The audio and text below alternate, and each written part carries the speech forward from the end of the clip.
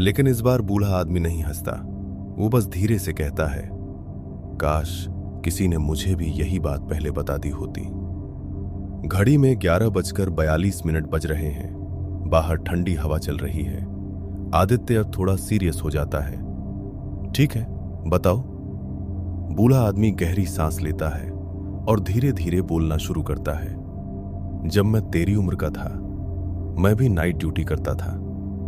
हर रात मैं और मेरा एक दोस्त सागर एक पुराने बस स्टॉप पर मिलते थे। वो बस स्टॉप जहां एक ट्यूबलाइट थी जो हर कुछ सेकंड में खुद बंद हो जाती थी। आदित्य ध्यान से सुन रहा है। सागर रोज एक ही बस पकड़ता था, एक पुरानी बस जिस पर कुछ भी लिखा नहीं होता था। बस ऊपर एक छोटा सा बोर्ड, नाइट सर्विस। आदित्य धीरे से पूछता है, तो प्रॉब्लम क्या थी? बूढ़ा आदमी उसकी तरफ देखता है। प्रॉब्लम यह थी कि वो बस सबको दिखाई नहीं देती थी। कमरे की हवा भारी हो जाती है। जो लोग रात में फंस जाते हैं वो बस सिर्फ उन्हें दिखती है, और जो एक बार उसमें बैठ जाता है वो रुक जाता है। आदित्य फुसफुसाता है, फिर क्या होता है? बूढ़ा आदमी बहुत धीमी आवाज में कहता है, वो लोग धीरे धीरे गायब होने लगते हैं। आदित्य के हाथ से मोबाइल गिरने वाला होता है। एक रात सागर ने मुझसे कहा, आज तुम भी मेरे साथ चलो। मुझे नहीं पता क्यों, लेकिन उस रात मैं मना नहीं कर पाया। मैं बस में चढ़ गया। जैसे ही मैं अंदर गया, मुझे लगा जैसे बाहर की दुनिया अचानक खत्म हो गई। कोई आवाज नहीं, कोई हवा नहीं, बस अजीब सा सन्नाटा। अंदर बैठे लोग सब चुप, और सबसे अजीब बात, कोई भी ब्लिंक नहीं कर रहा था। आदित्य का गला सूख जाता है। फिर मैंने खिड़की में देखा, मेरा रिफ्लेक्शन नहीं था। आदित्य फुसफुसाता है, क्या? पहले रिफ्लेक्शन गायब होता है, फिर आवाज, और आखिर में इंसान। घड़ी की टिक टिक तेज हो जाती है। मैं चिल्ला रहा था, लेकिन मेरी आवाज मुझे ही नहीं सुनाई दे रही थी। आदित्य की सांस तेज हो जाती है। सागर मेरे सामने बैठा था। मैंने उससे कहा, चलो नीचे उतरते हैं। लेकिन उसने मुझे देखा और पूछा, तू कौन है? आदित्य की आंखें फैल जाती हैं। उस पल मुझे समझ आ गया, वो अब सागर नहीं था, वो बस का हिस्सा बन चुका था। बाहर बस की आवाज आती है। घड़ी 11:59। मैं किसी तरह कूद कर नीचे उतर गया। मुझे लगा मैं बच गया, लेकिन मैं पूरी तरह बाहर नहीं आया था। आदित्य धीरे से पूछता है, मतलब? बूढ़ा आदमी उसकी आंखों में देखता है। मेरा एक हिस्सा अभी भी उसी बस में बैठा है। तभी बाहर वही पुरानी बस आकर रुकती है। बिना किसी आवाज के दरवाजा अपने आप खुल जाता है। आदित्य खिड़की की तरफ देखता है। पापा, ये वही है क्या? कोई जवाब नहीं। कुर्सी खाली है, लेकिन वहां एक गीला निशान है। आदित्य धीरे धीरे खिड़की के पास जाता है, अंदर झांकता है। एक आदमी बैठा है। वो धीरे से सिर उठाता है और मुस्कुराता है। वो उसका पापा होता है, लेकिन उसकी आंखें पूरी तरह खाली होती हैं। वो धीरे से कहता है, आजा। आदित्य पीछे हटता है, लेकिन उसके पैर अपने आप आगे बढ़ने लगते हैं, और आखिरी पल में उसके कान के पास एक धीमी आवाज आती है, अगर तुम ये कहानी सुन रहे हो तो याद रखना, तुम ये पहली बार नहीं सुन रहे।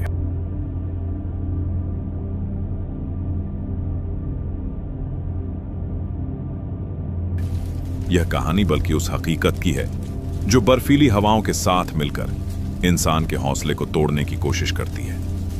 एक ऐसी रात जहां मौत और नींद के बीच का फासला सिर्फ एक पतले से धागे पर टिका था। क्या कोई सिर्फ घर पहुंचने की जिद के सहारे कुदरत के सबसे क्रूर रूप का सामना कर सकता है? इस सवाल का जवाब उस सुनसान रास्ते पर छिपा था, जहां खामोशी भी अब डरावनी लगने लगी थी, और हर गुजरता पल एक इम्तिहान बन गया था। आज की कहानी शंकर के नाम पर है। अगर आप चाहें तो आप अपनी कहानी अपने नाम के साथ कमेंट में लिख सकते हैं। आपकी लाइफ का कोई स्ट्रगल, कोई अनुभव या कोई ऐसा पल जो आपको याद रह गया हो। मैं हर कमेंट पढ़ता हूं। अगर आपकी कहानी इंप्रेसिव हुई तो अगली बेड टाइम स्टोरी आपकी कहानी पर ही बनेगी। इसके साथ कमेंट में यह भी बताइए कि आप ये कहानी कहां से सुन रहे हैं और किस समय सुन रहे हैं। तो चलिए अब उस कहानी में उतरते हैं जो आपको धीरे धीरे नींद की बाहों में ले जाएगी। हाईवे बिल्कुल सुनसान था, जैसे किसी ने पूरी दुनिया से आवाजों को निचोड़ लिया हो। शंकर ने अपनी भारी भरकम ट्रक को सड़क के किनारे धीमी रफ्तार मेन उतारते हुए ब्रेक लगाया। टायरों की घरघराहट बंद होते ही वहां सिर्फ हवा की साई साई गूंजने लगी।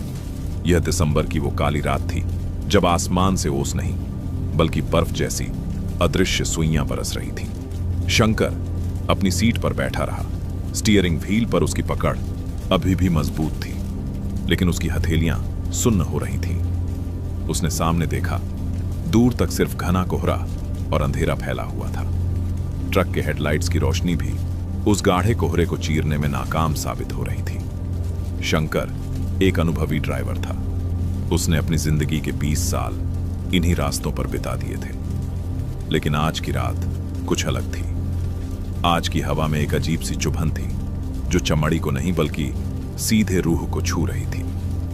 ट्रक का इंजन बंद करते ही सन्नाटा और भी गहरा हो गया। केबिन के अंदर डीजल की हल्की महक और पुरानी सीटों की गंध बसी हुई थी, जो शंकर के लिए किसी घर की खुशबू से कम नहीं थी। उसने अपनी जैकेट की चेन को गले तक ऊपर खींचा, लेकिन वो जैकेट इस जानलेवा ठंड को रोकने के लिए काफी नहीं थी। बाहर का तापमान 0 के करीब पहुंच रहा था और लोहे का बना वो ट्रक अब धीरे धीरे एक बर्फ के बक्से में तब्दील हो रहा था। शंकर ने अपनी दोनों हथेलियों को आपस में रगड़ा और फूंक मारकर उन्हें गर्म करने की कोशिश की, लेकिन सांसें भी भाप बनकर हवा में जम रही थीं। उसे घर की याद आने लगी। उसका छोटा सा घर जहां चूल्हे की आग जल रही होगी और बच्चे उसके आने का इंतजार कर रहे होंगे।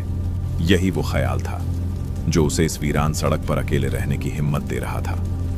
उसने ट्रक के शीशे से बाहर झांका। दूर दूर तक कोई रोशनी नहीं, कोई ढाबा नहीं, कोई इंसानी आहट नहीं। सिर्फ वो था, उसका ट्रक था और चारों तरफ फैला हुआ बेइंतहा अंधेरा था। सड़क के किनारे खड़े पेड़ भी ऐसे लग रहे थे जैसे ठंड से ठिठुरकर काले भूतों की तरह खड़े हों। शंकर को पता था कि यहां रुकना खतरनाक हो सकता है, लेकिन उसकी आंखों में नींद का बोझ इतना ज्यादा था कि पलकें उठाना मुश्किल हो रहा था।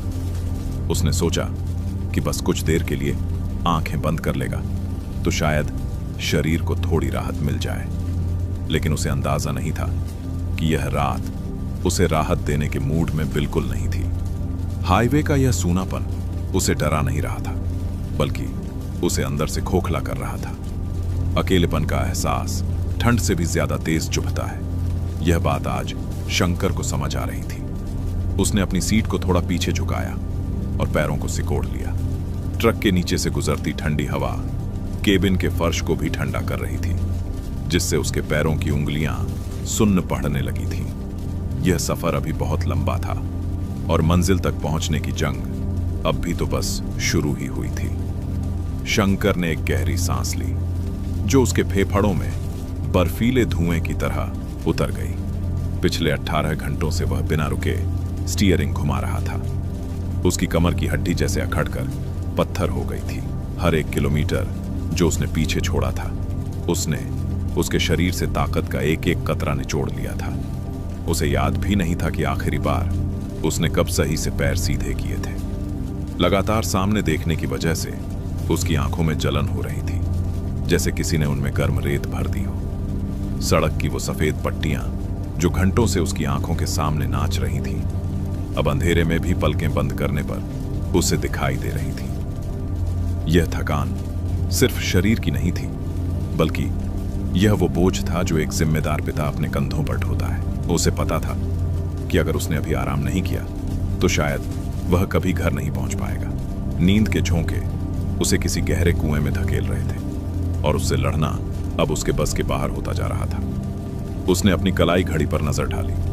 रात के 2 बज रहे थे। समय जैसे थम सा गया था। शंकर ने खुद को समझाया, बस थोड़ी देर, सिर्फ 2 घंटे सो लेता हूं, फिर सीधे घर। यह फैसला लेना आसान नहीं था। एक ड्राइवर के लिए समय ही पैसा होता है और रुका हुआ पहिया मतलब नुकसान। लेकिन आज उसकी मजबूरी उस नुकसान से कहीं बड़ी थी। उसका शरीर अब जवाब दे रहा था। दिमाग सुन्न पड़ चुका था और हाथ पैर अब उसके इशारों पर काम करने से इनकार कर रहे थे। उसने सोचा कि सुबह सूरज निकलने से पहले ही वह फिर से चल पड़ेगा।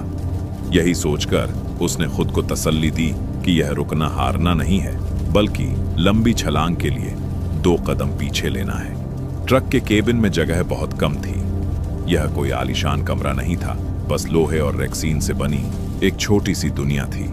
शंकर ने अपनी सीट के पीछे वाली संकरी जगह पर नजर डाली, जिसे वह अपना बिस्तर कहता था। वहां लेटना मतलब खुद को किसी संदूक में बंद करने जैसा था, लेकिन इस वक्त वहीं उसके लिए जन्नत थी। उसने बड़ी मुश्किल से अपने भारी जूतों को पैरों से अलग किया। जूते उतारते ही उसे महसूस हुआ कि उसके तलवे ठंड से कितने सुन्न हो चुके थे। उसने अपने अखड़े हुए शरीर को मोड़कर उस पीछे वाली सीट पर टिकाने की कोशिश की। जगह इतनी कम थी कि उसे अपने घुटने छाती से लगाने पड़े। बाहर हवा की आवाज अब किसी रोते हुए बच्चे जैसी लग रही थी। वह आवाज कांच के बंद शीशों को पार करके अंदर आ रही थी और शंकर के कानों में गूंज रही थी। उसने महसूस किया कि इंजन की गर्मी अब पूरी तरह खत्म हो चुकी है और बाहर की जानलेवा ठंड अब केबिन के हर कोने पर कब्जा कर रही है। लोहे की दीवारें बर्फ की तरह ठंडी हो चुकी थी। शंकर लेटा तो था, लेकिन नींद और होश के बीच एक अजीब सी जंग चल रही थी। उसका मन घर भाग रहा था, लेकिन शरीर यहीं इसी हाईवे पर ढेर हो चुका था। उसे बस इतना पता था कि उसे अपनी आंखें बंद करनी है, चाहे कुछ पलों के लिए ही सही, ताकि वह फिर से खड़ा हो सके, फिर से उस जंग को लड़ सके जो उसे अपने परिवार तक ले जाएगी। शंकर ने अपने पीछे हाथ बढ़ाया और उस पुराने मटमैले कंबल को खींचा जो बरसों से उसका साथी था। यह कंबल कोई ऊनी या मोटा नहीं था, बल्कि एक घिसा पिटा कपड़ा था जिसके रेशे अब जवाब दे चुके थे। जगह जगह से उसमें छेद हो गए थे और